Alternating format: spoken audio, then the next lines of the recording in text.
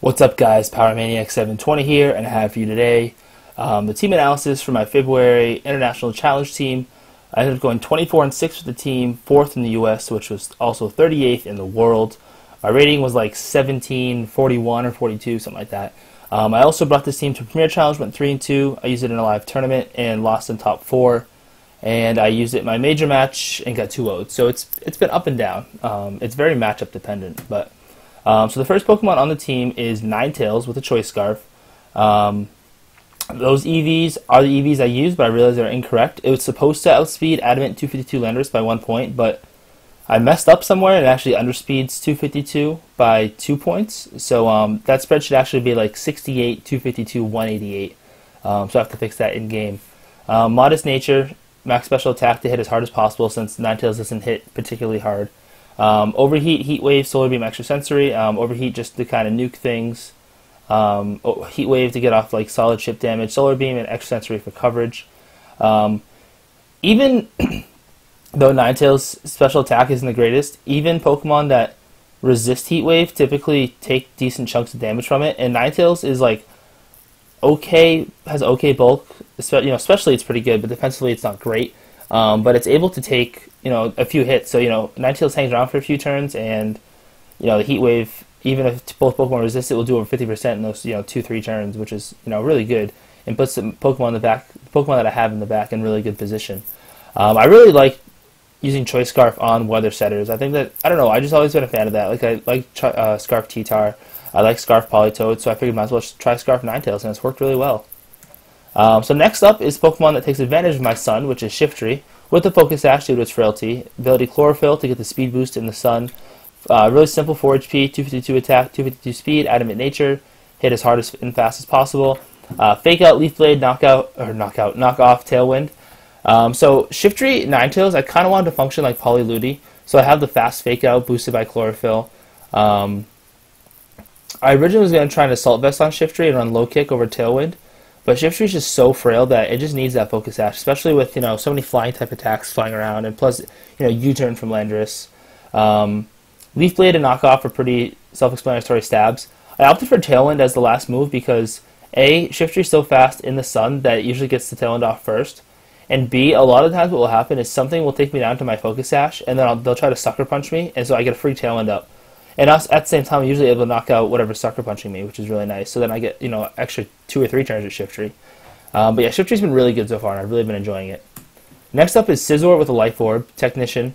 Once again, really simple, 252, 252, be as bulky and hit as hard as possible, Adamant Nature, Bullet Punch, Bug Bite, Feint, and Protect.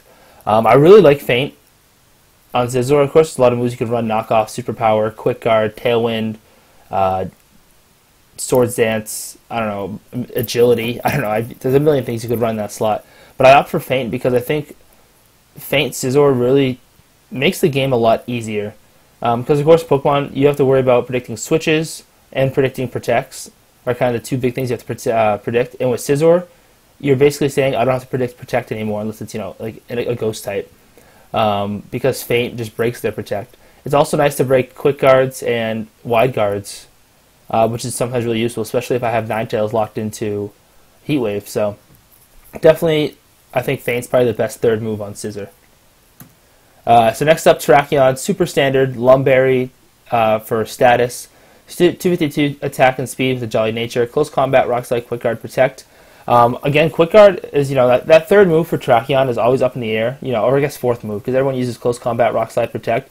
Some people use Helping Hand, some people use Swords Dance, some people use Double Kick. But I think, and a lot of people use Quick Guard, and I think Quick Guard honestly is the best filler move for Terrakion in general. Of course, some Terrakion, other moves might be better, depending on its role in the team, but I think in general, Quick Guard is probably the best move for Terrakion, especially because it outspeeds a lot of the fake outs that you see. Lopunny on the turn at Mega Evolves, it's blocked by Quick Guard. Mienshao, Kangaskhan, Pokemon like that. Of course, the slower ones like Scrafty and Hariyama too, but. And also, it just blocks you from, those annoying Brave Birds that you could get from a Talonflame or Sucker Punches from a Bisharp. So, definitely, I think, a great move on Terrakion. So next up is Swampert with an Expert Belt, 252 HP, 4 defense, 228 special attack, 4 special defense, 20 speed. This is just Angel Miranda's Swampert. It's worked really well. Actually, Missing Knoll suggested it because he said, basically I had Gastrodon in this spot, and Gastrodon was just out of place on the team. So Misty also suggested Swampert. I get the same typing, I get the same coverage basically, a little faster Pokemon, and I get Wide Guard, which my team could really use. Swampert, I didn't use it too much, but it definitely was good when I did use it. So finally, last Pokemon is Salamence, my Mega. Once again, really simple, max attack and speed, Jolly Nature. My moveset's a little different. A lot of people opt for like Double Edge, Earthquake, Dragon Dance, Protect, or like Roost somewhere in there, but I opted for Dragon Claw, Double Edge, Rock Slide, and Protect. Dragon Claw I think is pretty good on Salamence just because it gives you just another good stab to hit Pokemon hard with. Pokemon like Thundurus who resist Double Edge or Double Edge and Earthquake, or Pokemon like I don't know, like Rotom Wash, Pokemon Zapdos. So that's why I opt for Dragon Claw, just so I can hit them just a little bit harder, and also it gives me a good move to use when I don't want to take recoil damage. Like maybe a Pokemon's like relatively low on health, like 25%, and Dragon Claw is gonna knock them out. You don't want to take the recoil damage, like say you have a move now.